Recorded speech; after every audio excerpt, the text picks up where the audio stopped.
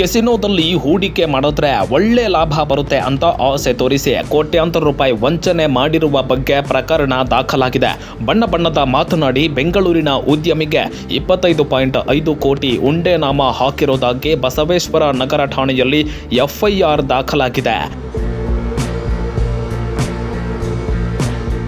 Sandalwood drug case ಆರೋಪಿ ಆಗಿದ್ದ ರಾಹುಲ್ ತೋನ್ಸೆ ಇಂದ ಮಹಾ ಮೋಸ ಆಗಿದೆ ಎಂಬ ಆರೋಪ ಕೇಳಿಬಂದಿದೆ. ರಾಹುಲ್ ತೋನ್ಸೆ, ಆತನ ಅಪ್ಪ ರಾಮಕೃಷ್ಣ, ತಾಯಿ ರಾಜೇಶ್ವರಿ ಸೇರಿ 5 ವಿರುದ್ಧ ಎಫ್ಐಆರ್ ದಾಖಲಾಗಿದೆ. ರಾಹುಲ್ ತೋನ್ಸೆ ಅಪ್ಪ ರಾಮಕೃಷ್ಣ ರಾವ್ A1 ಆರೋಪಿ. ಈ ಹಿಂದೆ ಇಂದಿರಾನಗರದಲ್ಲಿ ರಾಹುಲ್ ತೋನ್ಸೆ ವಿರುದ್ಧ ಸಂಜನಾ ಗಲ್ರಾಣಿ ದೂರು ಕೊಟ್ಟಿದ್ರು.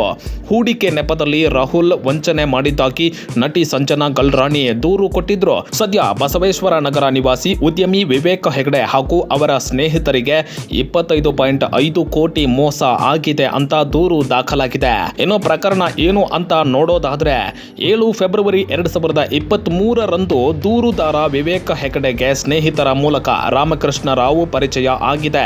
ಉದ್ಯಮಿ ಕಚೇರಿಯಲ್ಲಿ ಸಾಲ ನೀಡುವ ಬಗ್ಗೆ ಸಭೆ ನಡೆಸಿ ಶ್ರೀಲಂಕಾ ಮತ್ತು ಮಧ್ಯಪ್ರಾಚ್ಯದಲ್ಲಿ ಹಲವು ವ್ಯಾಪಾರಗಳಲ್ಲಿ ಲಾಭ ಇದೆ ಎಂದು ನಂಬಿಸಿದ್ರಂತೆ. ಮಗಳು ರಕ್ಷಾ, ಅಳಿಯ ಚೇತನ್ ಮತ್ತು ಮಗ ರಾಹುಲ್ ಕೆಸಿನೋ ವ್ಯವಹಾರ ನಿರ್ವಹಿಸುತ್ತಿದ್ದಾರೆ ಅಂತ ರಾಮಕೃಷ್ಣ ತಮ್ಮ ಮೊಬೈಲ್ ಫೋನ್ ಮೂಲಕ ಮಗಳು ರಕ್ಷಾ ಮತ್ತು ಅಳಿಯ ಚೇತನ್ ಜೊತೆ ವಿವೇಕ್ನನ್ನ ಮಾತನಾಡಿಸಿದ್ರಂತೆ.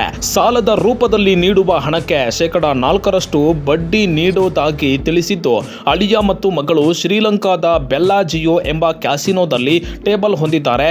ಅದನ್ನ ಮಗ ರಾಹುಲ್ ವ್ಯವಹಾರಗಳನ್ನ ನಿರ್ವಹಿಸುತ್ತಿದ್ದಾನೆ ಅಂತ ನಮಗೆ ನಂಬಿಸಿದ್ರು. ಹಲವು ಬಾರಿ ಫೋನ್ನಲ್ಲಿ ಮಾತುಕತೆ ನಡೆಸಿ ಹೆಚ್ಚಿನ ಬಡ್ಡಿ ನೀಡುವ ಭರವಸೆ ನೀಡಿದ್ರು. ಮೊದಲು ರಾಹುಲ್ ಖಾತೆಗೆ 30 ಲಕ್ಷ ಹಾಕಿದ್ರಂತೆ.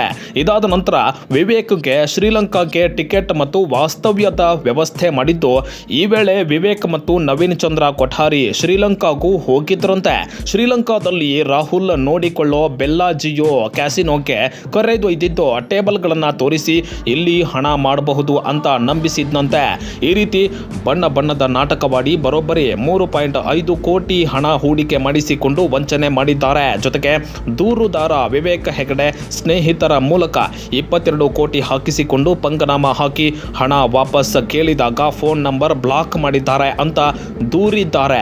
ಸದ್ಯ ಬಸವೇಶ್ವರ ನಗರ ಪೊಲೀಸರು ಪ್ರಕರಣ ದಾಖಲಿಸಿಕೊಂಡು ತನಿಖೆ ಮಾಡಿ ಪ್ರಕರಣದ ಪ್ರಮುಖ ಆರೋಪಿ ರಾಮಕೃಷ್ಣನನ್ನ ಬಂಧಿಸಿದ್ದಾರೆ.